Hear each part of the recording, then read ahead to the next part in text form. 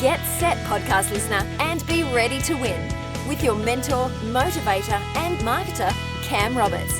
Grow your business and achieve your goals quickly with the latest tips, tools, and tactics on business, success, and marketing. Subscribe now and download your free resources at camroberts.com.au. Hey everyone, Cam Roberts here from Personal Brand Talk. Today I'm joined with a very special guest, Michelle Hext. Now, Michelle is the CEO of Luxpreneur, where over the last 20 years they've trained 8,200 coaches, experts and consultants to scale their businesses through high-ticket offers. Michelle started her career in the martial arts industry when at 22 years of age she held a 5th Dan black belt in Taekwondo, so someone you don't want to mess with, folks. And she's owned her own martial arts schools, online fitness businesses, and then had to learn how to get more clients. So she did, and then started teaching other people. Michelle, welcome to the show. Thank you very much. Just one thing I need to clear up, and I've just made a note. I need to get onto my team. I didn't have my 5th degree at 22. I started martial arts at 22, and I got my 5th degree about maybe 6 or 7 years ago now. Wow. So, yeah. Still quite impressive. Thank you. That's very good. Very good. So look, I've got to ask you, how does someone come out of martial arts and get into a position where they've, helped coach, mentored 8,200 other industry experts, coaches and consultants? I guess for me, it's been a transition. And I guess the short story is I went from my original brand was called the Honourable Martial Arts Entrepreneur. Right. I was teaching martial arts school owners how to do what I had done successfully. And then there was this transition brand called The Art of Kicking Ass Elegantly. Oh, yes. Yep. Yeah. And I remember that brand. I've seen that brand. That's amazing. Yeah. It got attention. It really did. And then I've shifted back to my name, and I'm branding another offer that I'm launching a coaching institute, basically. Excellent. So that Very will good. morph into that. But so the Honourable Martial Arts Entrepreneur brand was very much focused on, and you can hear the title, the Honourable Martial Arts Entrepreneur. For me, it was really important because the people that I wanted to work with in the martial arts space I knew that they would resist any kind of digital marketing type speak or anything that was, they're martial artists are very deeply grounded in their art, the martial arts side of it. And it had to be very honorable. And so that brand, the way that I branded that was really, really important. And then I moved, as I say, into the art of kicking ass elegantly. And for me, that was, I wanted people to still know my martial arts roots, because honestly, I believe that's what makes me so unique. We by a different set of rules, really. There's a lot more integrity and all those things, self correction, like there's a lot of that, right? And so I wanted people to know that I did have that, but the brand was, so the Honourable Martial Arts Entrepreneur was it was black and yellow and very probably more masculine than anything else. And then when I moved into the art of kicking ass elegantly, the reason I did that is I wanted to move into the female entrepreneur space. Right, okay, yeah. I wanted to open up and start working with female entrepreneurs. And that brand got so much attention. I went from almost obscurity in that space to, being the inverted commas overnight success. And I launched a $27,500 mastermind. And that was a massive year. Like it was that was my watershed year, I guess you would call it. And that was about the end of 2014. And so I did that for a few years. And then I've just decided that I had plans for the different things that I wanted to add underneath my brand. And I knew I would have to go to my name, Michelle Hext. So the Luxpreneur is, obviously the trust under which my company operates and things like that. And so I have lots of different brands going on, and my main brand is my name. I felt like I had gained enough notoriety, I guess, in this space, and felt like, people knew my name. It's a bit of an unusual name as well, my surname. So I knew that I'd become known for that. And now I'm about to launch the HighTicket Coaching Institute, which very much says what it is, but that will fit underneath my name, my brand.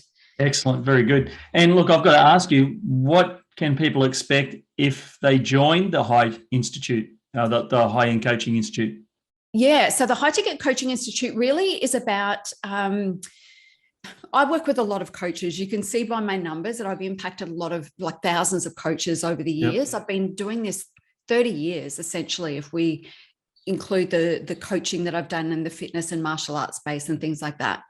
And what I know to be true more times than not is coaches will come to me, even if they've done coaching training, and they don't feel equipped to go out and be successful in the business of coaching. And so the HighTicket Coaching Institute isn't a life coaching certification program, but it's for coaches who work in the space of helping their clients improve their bottom line. Right. So they might be sales coaches, they might be martial arts success coaches, they might be salon coaches, they might be, anyone that's been incredible at what they do and they want to teach what they know, or anybody who has, done their coaching training and has become a coach, and then they've just become really good at building the business of coaching, like myself. And so they go on and they teach that. And so what they can expect is, it's a hybrid program of, definitely there are coaching skills in there and tools that I will be teaching them about how to get better results for their clients. But it's part mastermind, it's part mentorship, it's part business and marketing school, and it's part coaching skills. And the idea is that we start with a single high ticket offer in the beginning, and then over 12 months we scale it. And so I am of this philosophy that we do it small and get it right so we can do it big.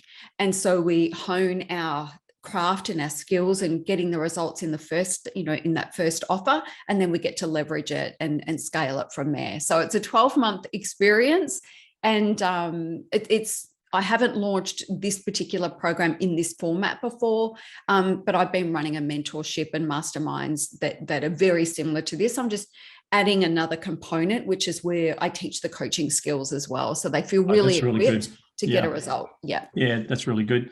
So you talked about, the business of coaching, and there's a lot of coaches out there teaching other coaches, like, let's be realistic, right? But very rarely do you hear someone come along and say, we're not only going to teach you sales in your coaching business, we're not only going to teach you marketing, we're not only going to teach you how to run a coaching business, but we're going to teach you the business of coaching, which is really different, to what a lot of other coaches, teach other coaches. So in your experience in doing this for, the best part of 30 years, what do you think makes a really good coaching business? Well, it starts with that single offer, right? A lot of people tend to,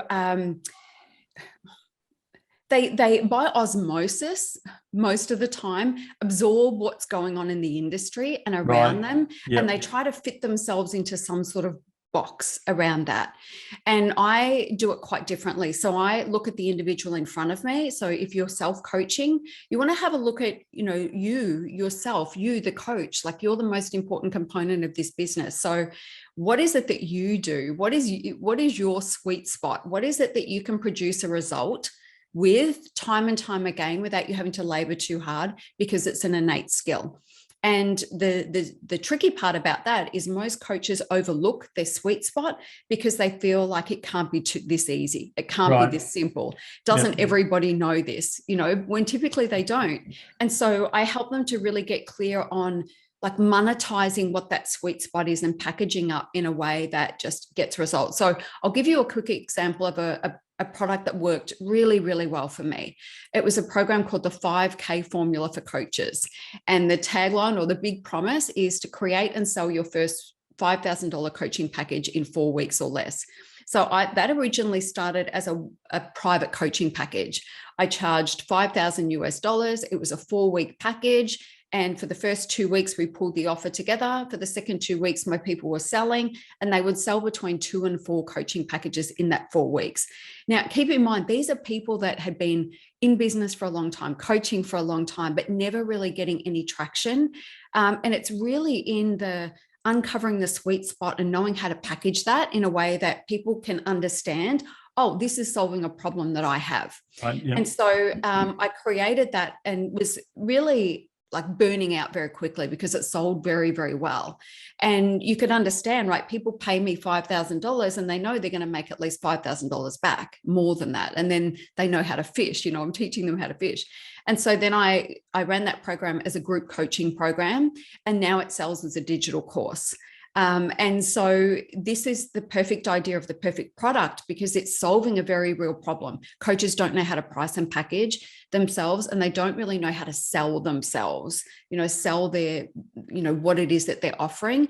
And so it solved that problem of, the age-old problem of I can't get any clients, or I'm not making enough money in my coaching business. And I just packaged it up. It was sexy. It was a sexy title. It worked hard and fast, and it delivered on results. And so it became very successful.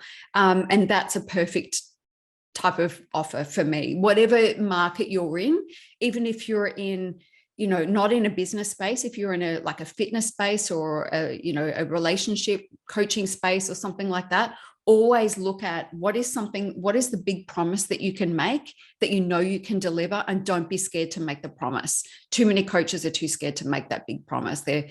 We've come into this kind of habit where we're like, I can't make any guarantees, can't make any promises, but if you do this, then you can potentially have these results. Yep. And I'm very much about saying, I know my product works. If you do the work in the way that I ask you to do it, in the time frame that I ask you to do it, and you go all in on this thing, you will get a result. There's no doubt about that. And not enough people are saying that, I don't think. So, yep. Really back yourself in your offer and shout it from the rooftops. Excellent. Very good. Now, you gave us some really good steps there on how to create, your high ticket coaching offer, and why you should create a high ticket coaching offer. But once you've created that high ticket offer, and like you just said, you shout it from the rooftop, like there's plenty of rooftops to shout from, right? You've got social media, email, other people's lists, it just goes on. So what's one or two little tips you can give people, once they've created their high ticket offer, where do they shout it? Where do they go? Do they go YouTube, Facebook, organic, non-organic? What's your recommendations on that? 100%. So for me, the first thing is leverage the community that you have right now. Yeah. So a lot of people, especially when I was selling that offer, were coming to me. They're basically like, here's all my money. Now I've got to make the money back. And I'm like, cool, your first sale is going to be within your community. Yeah. And so I would have them list things like, how many followers do they have on Facebook? How many followers do they have on Instagram? How many people do they have on their list or whatever? And total all of those numbers up. And it might only come up to like 100 or, 300 or 500 or whatever it is in those early days. But it's like, this is 500 people that they have eyes on you. You got a 1 in 500 chance, right, of making a conversion. Right. Yeah. And then the next thing that I would do is I'd say, look at all of these people, list 20 or 30 people who you feel like are going to be open to having a conversation with you. Yeah. And the conversation will go something like this. Hey, not a cut and paste MLM nightmare type situation, but really having a look, doing your homework and saying, I've noticed this is somebody that could potentially, be open to a conversation. Like, I think they really need me. If you know people need you, you can reach out and say, hey, I've just noticed that not a lot's been going on your business page for a little while. And I'm just wondering, how are you getting on? Like, are you making progress or whatever it is? Try to relate it to the relationship that you've had with the person before, and then get them on the call, have a conversation. And if you can help them, let them know that you can help them. We don't need to make this scary or overwhelming or anything else. So that's how you get out of the gates quickly, right? And you start to make those sales. But always, if you haven't started your list building like 5 years ago, today's the next best time to start doing that. Yeah, totally. Just start building your list. And my advice about the platforms is, don't try to be everywhere. Choose the one that feels best for you and that your clients are going to be hanging out on, where they're consuming content, where the way that you get to show up on that platform actually highlights your strengths. Where do you shine? Is it in written form? Is it on video? Is it audio? Do you need to get your podcast happening? Like, what is it?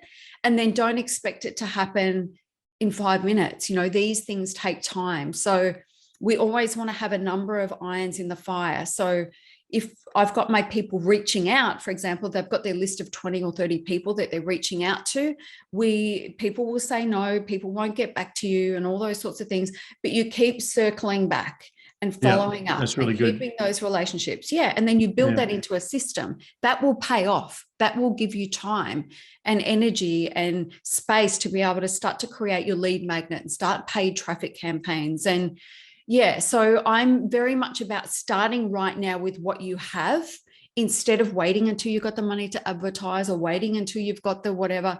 It's like, what are the opportunities that I have before me right this minute, like right now, and then leverage them, because we typically have a lot more opportunities in front of us than we think we do, right? So those 100 people that you've got on your Facebook page or your Instagram profile that you think are, well, I've only got 100 people.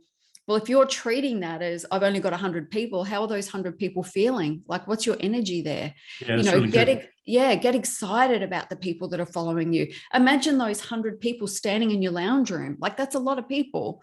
We lose perspective, I think, in the online space, but every single set of eyes that you have on you is somebody that's watching you because they like what you have to say. And treat them as individuals. Yeah, they're very important. Whether you've got 10 followers or 10 million followers, every single one should be important. Excellent. That's really good advice, Michelle. So you've walked us through on how to create the initial offer and those initial steps, which has been fantastic. And then we touched on, how you should shout that from the rooftop, how to get started, how to start with your own list, start with your own community, that sort of thing. And you made one little sentence in there, or you said one little sentence in there was, get people on a call. So after they get interested, you circle back a couple of times, you get them on a call. Now, there's a lot of coaches and consultants and industry experts that are going to be listening to this, and they're going to be thinking, oh, no, I've got to make a sales call or whatever, right? But you said, look, just get them on the call and, ask them if they need help. So can you walk us through, what are one or two things that people should do on a call without being salesy, like without being that person that feels like they've got to close people all the time? Yeah, on my YouTube channel, I've got a 3-part, I'm going to give you a snapshot now, but on my YouTube channel, which is under my name, Michelle Hext, there's a playlist there, and it's 3 videos, and it's basically, it was a discovery call challenge that I ran once, and it gives you a lot more detail than this. Awesome, very good.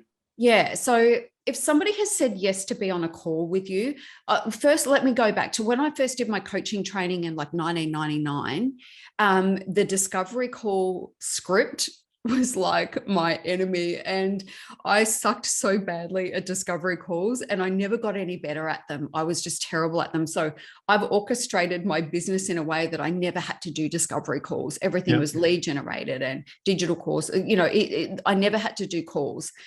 And then I partnered up with another coach. We went across to the US and we did a speaking tour around the US and around Australia, and came back. That didn't quite work like personally for me. So I decided to move back into my coaching business. And it's like, okay, well, if I'm going to, it's basically like day one again for me right now. So what am I going to do? And it's like, well, I know the super high level coaches that I have worked with in the past, or that I've been watching, they do sales calls.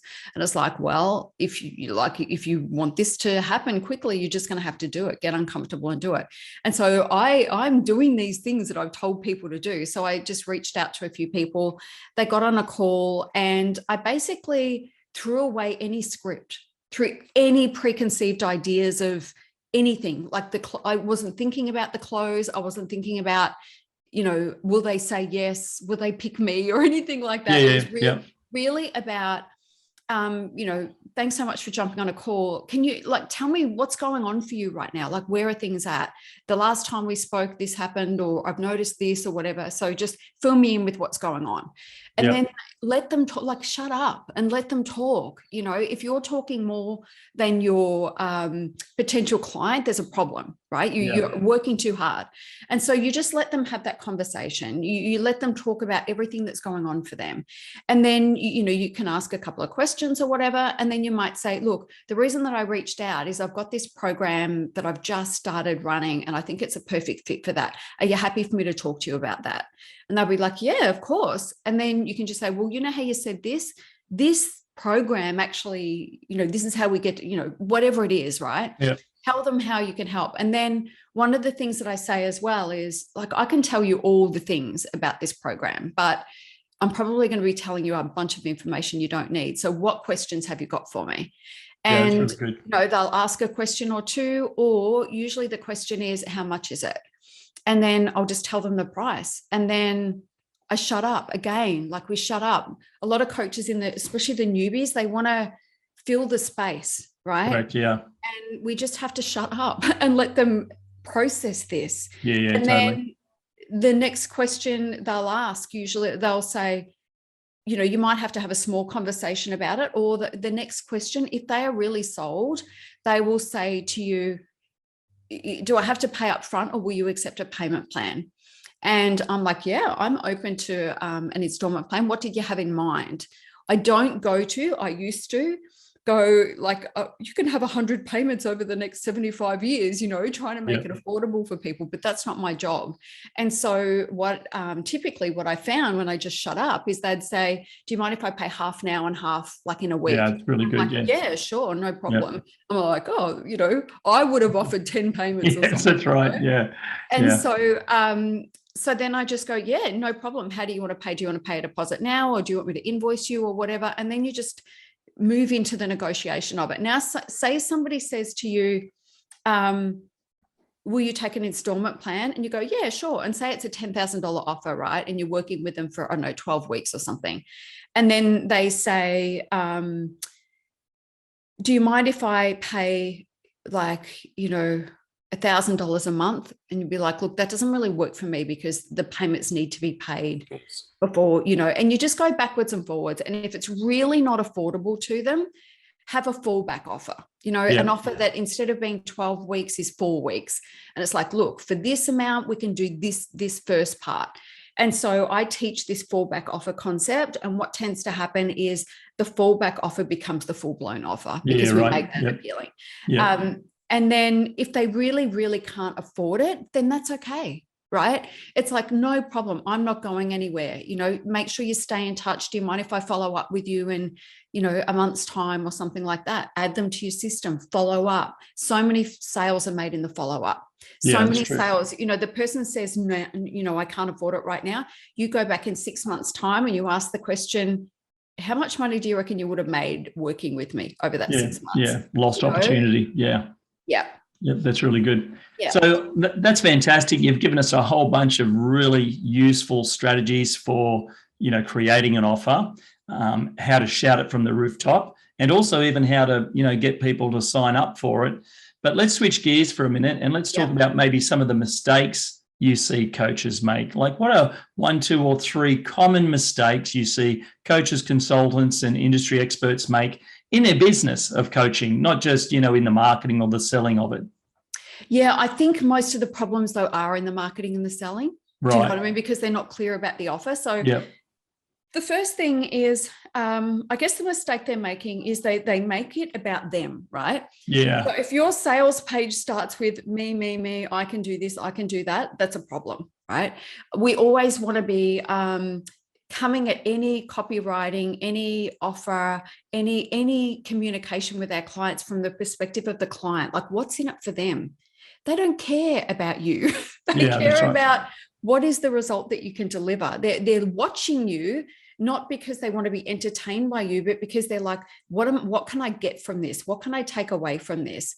And so we have to be customer thinking, instead of thinking about ourselves, we need to be thinking about what's in it for them. So that's definitely one thing. Another, I guess, mistake that people make is that their boundaries are really not very strong and they're not very tight. And so clients will overstep, they'll over-deliver, they'll be exhausted. And then, they think one-on-one coaching sucks because it's just been a bad experience, but it was because the boundaries and the intentions and expectations weren't set at the front. And the other thing would be, I think everybody's got to do it. It is a rite of passage where you say yes to the client you should have said no to. Yeah. You know what I mean? All these decades in now, there is not enough money you could pay me to spend 12 weeks with somebody that isn't a good fit for me. Exactly, it's just not worth it. Yeah. Because what happens is in that moment, you might say yes and you might get the cash in the bank, but that's going to color everything for the next 12 weeks. It's going to color how you feel about yourself as a coach, because if the client's not a great fit, there's a good chance there's not going to be a result at the end. And they might be telling you that you suck all the way along, either subtly or not so subtly, or they might want a refund, or they might want to, break the contract early, or whatever it is. And so in the moment, it seems like a great idea, but it has a long, far-reaching consequences for you as a coach, and how you feel about yourself as a coach, and how you feel about your ability to deliver results. So we really do want to take that step back and go, look, this would be a short-term win, but what's it going to cost me? Yeah. And usually the cost outweighs any benefit for taking that client on. Yeah, that's a really good point. It's okay to not take everyone on, right? Even if you get to that stage, they're on the discovery call with you, they're asking the right questions, but there's a couple of red flags there, and you can feel it. You can feel that emotional energy. It's okay to say, hey, look, I don't think we're going to be a good fit, but here's what I would recommend you do anyway. And let them go on their way, because like you said, Michelle, there's nothing worse in taking that energy on for 12 weeks, not just for you, but also for them. It's not a win-win for anyone, right? No, it's not. And it really, I see the fallout from this when right. Coaches come to work with me, and they kind of limp along into the coaching, yes. That first session, and they're beaten down and all the rest of it. And it's like, well, what the hell have you been putting up with, know? And really just helping to build the confidence up. So for me, something that I say all the time is confident coaches are successful coaches. That's really good. I need them to be confident, because for one, if they don't back their offer, nobody else is, right? Nobody else is going to back it. But also, if you do a discovery call or a sales call or whatever you want to call it with somebody, then they're going to expect you to be confident. So that's for me, like my private fee is $10,000 a month. And so imagine if somebody comes to me to work with me, and I'm like not very confident about the price that I'm charging or the work that I do. And you hide around it or whatever. Yeah. They're going to go. They're going to go because they're going to think, oh, I'm not feeling confident about making this investment. And it's usually going to be because of the energy that you're putting off. So for me, if you're not confident in your price, drop it back, sell a few at a lower price, get confident, then raise it again. If you've got parts of your offer that you feel like, of all the things that I say on my sales page, there's that one thing that doesn't really feel aligned, or I feel like I'm over, inflating my ability there, remove it. Like nobody knows it was meant to be there. So it's like, remove all of the things. It's not about what can you add. It's about what can you remove? What can you remove from the offer to make it simple and clear, so that you can, in those sales calls, be really clear about what you do and what you don't do. You can manage client expectations and all the rest of it. But yeah. That's really good. Thanks, Michelle. Now, I've got to ask you, you've been in the industry a long time and you've got some great runs on the board, but where do you see the coaching consulting industry going in the next 5 or 10 years? Like, do you see the way coaches deliver their training change? Is it more masterminds? Is it more, membership sites? There's been a lot of different coaching models over the years that people have run.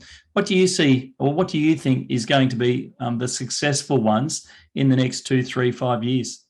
Yeah, I think as far as delivering it, I think we're always going to have the same options, right? The group, the one-on-one, the in-person, the Zoom, the whatever. So I feel like that will shift wherever the technology takes us. But as far as, especially in the space that I'm in, which is in the business coaching space, really, and working with people in that business coaching space, people are going to be looking for more specialists. They're going to be plugging the holes with specialist coaches, because I'm not going to go and hire a business coach who's just a business coach if I've got most of my business bedded down, but I can't get my sales funnel to work. Right. You know what I mean? I'm going to go to a sales funnel specialist. And you can't close people because you don't know how to sell, or you don't know how to package your program up or anything like that, right? Yeah. So I feel like people are definitely going to be looking for where the gaps are, and they're going to fill those gaps with specialists. And I feel like definitely the high ticket stuff is on demand. I've never been busier. I had a record year last year with the one-on-one stuff and some of the group stuff that I did. But nothing will ever replace like one-on-one or intimate. So for me, right, that's really good. Yeah, I like, I've done speaking, for example, in front of hundreds of people when I did my speaking tour and things like that, or spoken on stages for other people. But I prefer 8 to 10 people in a room. That's right. I like to help every single person. And so for me, my programs are intimate, so I feel like, as far as where the industry shifts and changes, I don't really pay much attention to that, because for me, I shift and change based on, am I losing passion for something? Do I feel like I've learned, am I ready for the next level client? What do I need to stop doing now because it's driving me crazy, or whatever it is? And so for me, I shift and change dependent on my passion level. Right, yeah. If it starts to drop, I know it's time to shift things up. And it might not be a huge shift, but it'll be something. And usually it's that letting go of something. It's like, what do I need to remove from this situation right now so that I feel unencumbered, with the next iteration of whatever it is.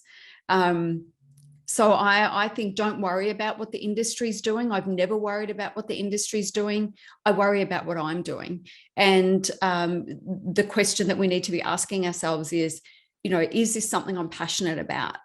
I've done a lot of podcast interviews over the last few months, and there was one host that I was speaking with, and he said after the call, your energy, you're so passionate about, your energy is amazing. And he said, usually I have to work really hard to get the energy up for the people. And I'm like, really?